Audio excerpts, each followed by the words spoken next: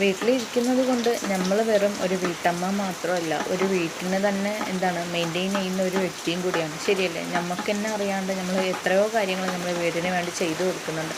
നമ്മുടെ മക്കൾക്ക് വേണ്ടിയിട്ടും ഭർത്താവിന് വേണ്ടിയിട്ടും സ്വയം അതുപോലെ നമുക്ക് തിരിച്ചറിഞ്ഞിട്ടുണ്ടാവില്ല.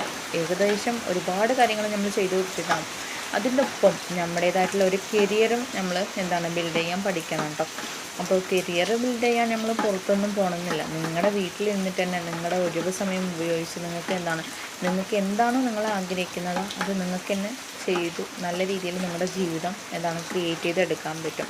ഒരിക്കലും കരിയർ അവസാനിച്ചു എന്ന് പറയുന്ന വ്യക്തികളോട് എനിക്ക് പറയാനുള്ളത്, കരിയർ എവിടെയും അവസാനിക്കത്തില്ല. പക്ഷെ നമ്മളായിട്ട് അവസാനിച്ചു എന്ന് പറയുമ്പോഴാണ് ശരിക്കും അത് അവസാനിച്ചതായിട്ട് ഇരിക്കുന്നത്.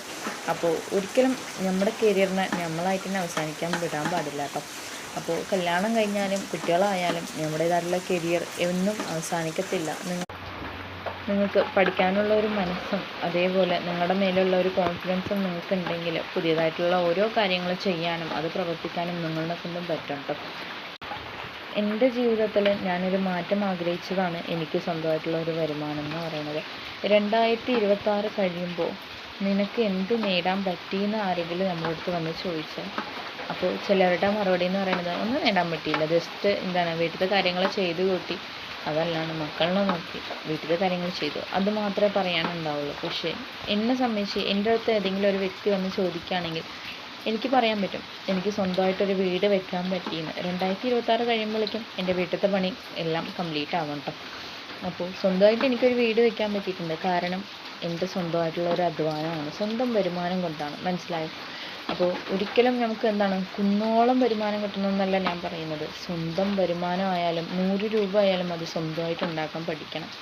ആ ഒരു മനസ്സുണ്ടെങ്കിൽ നിങ്ങൾക്കും സ്വന്തമായിട്ടൊരു വരുമാനം ഉണ്ടാക്കാൻ പറ്റും. സ്വന്തമായിട്ടൊരു വരുമാനം ഉണ്ടാക്കാൻ ആഗ്രഹിക്കുന്ന ഒരു വ്യക്തിയാണെങ്കിൽ ഇപ്പം തന്നെ സ്റ്റാർട്ട് ചെയ്തോളൂ. ഒരിക്കലും പെർഫെക്റ്റ് ടൈം നോക്കിയിരിക്കരുത്.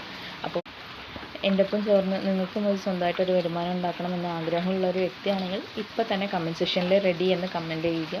അതുപോലെ തന്നെ നിങ്ങൾക്ക് ഈ ഒരു വീഡിയോ ഇഷ്ടപ്പെട്ടാൽ എൻ്റെ യൂട്യൂബ് ചാനൽ സബ്സ്ക്രൈബ് ചെയ്യുക, കമൻറ്റ് ചെയ്യുക, ലൈക്ക് ചെയ്യുക.